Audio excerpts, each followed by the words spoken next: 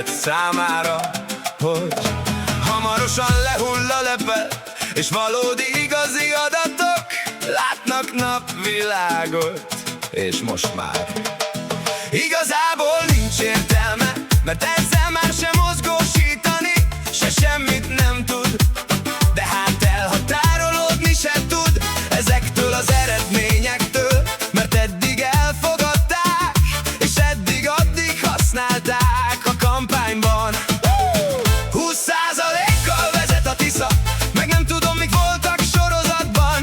Szóval nekem mindig az jut eszembe, amikor a Trump győzelme után kiállt a Biden csapatból egy ilyen közvéleménykutató, és közülte, hogy soha nem vezetett Kamala Harris.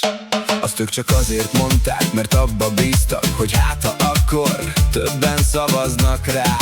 Ja, bocsánat. A legfontosabb, azt el ne felejtsük, mert most nem értjük, hogy mi történt sok honfitársunkkal, akik most így kizüllítették ezt a térképet. Könyörgöm. Beki Zoltán kolléga egy egész könyvet írt arról, hogy a Trump első ciklusa óta a Facebook meg ezek a izék, amik oda tartoznak, hogyan befolyásoltak választásokat. Szerte a világon, Európában is, több országban, és a könyvének a végén egészen eljut oda, hogy csinálták most ebben a kampányban.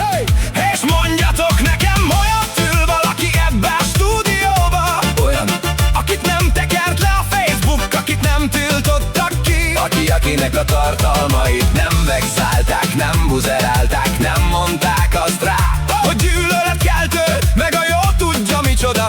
Könyörgöm, na, ezekre koncentráljunk oda, mert ráadásul ez is Európai Uniós támogatással megy. És ott ül a Tisza párt izébe az a csaj, aki Dávid ebből, ja.